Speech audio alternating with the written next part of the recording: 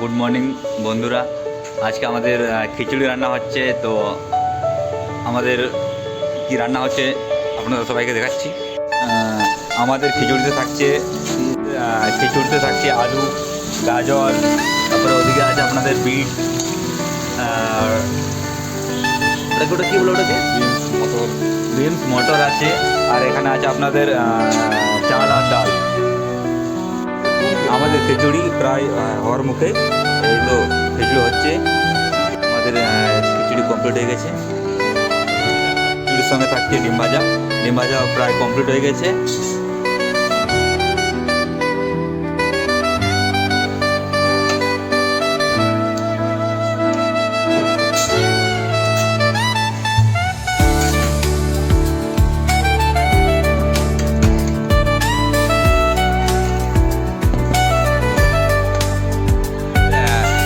বাবা আমাদের খিচুড়ি খাচ্ছে।